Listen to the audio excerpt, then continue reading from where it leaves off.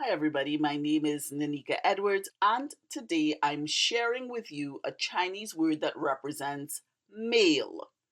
It is the Chinese definition of masculinity, and by the way, you can find a full explanation, or at least a fuller explanation of this script on my YouTube channel, Big People Talk, in the playlist section.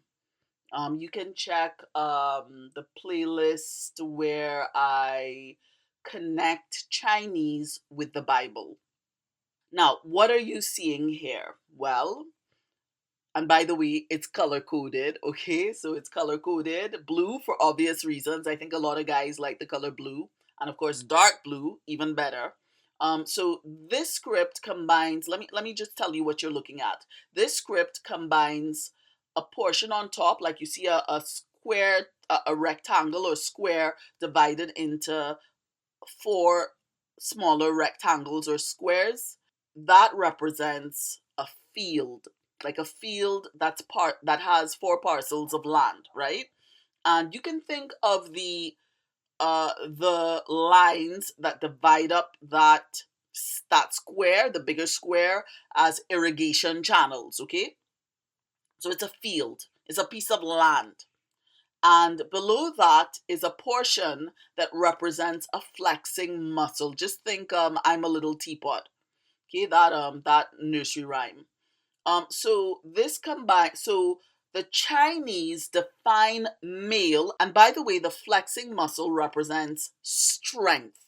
So the Chinese definition of being male or masculine is a field plus strength. So being male is defined as the strength that it takes to farm a field, to cultivate a field, right? Now, on one level, we could see that as literal physical muscular strength, right? And a lot of males do pride themselves on that. But we can look at it on a deeper level. Like, what could field represent? And what could strength represent? What do you think?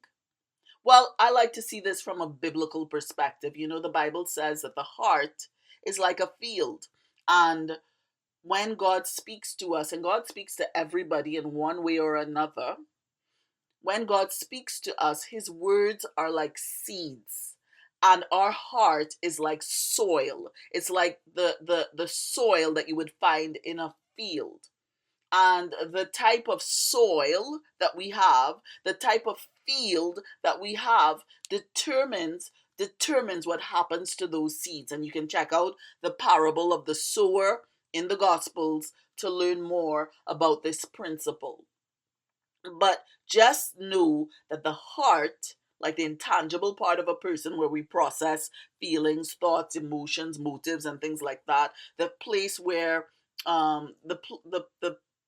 the dimension of our soul that houses that houses our will and our desires and things like that. Just know that that is like a field, right? And you know, the Bible says, "Guard your heart above all else," because it determines the outcome of our lives. What happens in our heart, what happens in that field, right, determines our destiny, where we end up in life. And that's very important to keep in mind. A lot of people don't think about that, where they're headed. A lot of people are just going along life like somebody, you know, a lot of people go along life like somebody who's taking a Sunday drive, and they really don't know where they're going, but they're just driving. They just know that they're going somewhere, but they don't really know where they're going. You know, they're just kind of driving, as we say in Trinidad, just driving and kind of just meandering. And, you know, a lot of people have no idea where they're headed.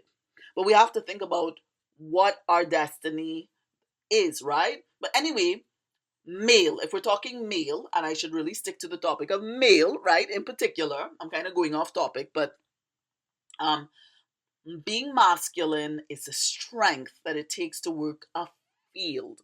So this means, on one level, based on how I've defined this, that if somebody is physically impressive, yet does not have the the character or the inner strength to manage their heart, then then yes, they are male, but are they a true man? And it does take strength. It does take inner fortitude to manage the heart. I like to liken it to a horse, like somebody reining in a wild horse, taming a wild horse. I think for a lot of men, that's what managing their inner drives, their inner pulls and tugs. That's kind of what it's like, because I really think that testosterone is a very heady thing for guys. I think it's very, very heady, can make them do things that can make a lot of men, young men, youths, teens, older men, do things that could be dangerous, simply because the the adrenaline, the power rush in a sense that goes with the the higher testosterone levels that they carry, hormonally speaking. I think I think it makes it a little harder for men to manage their inner world. That's just me. Feel free to let me know. Feel free to let me know what you think. I really feel like it's different for men, but I could be wrong. I could be wrong. But anyway, let me know what you think about this character. Let me know what you think about this script. I think it's very, very interesting.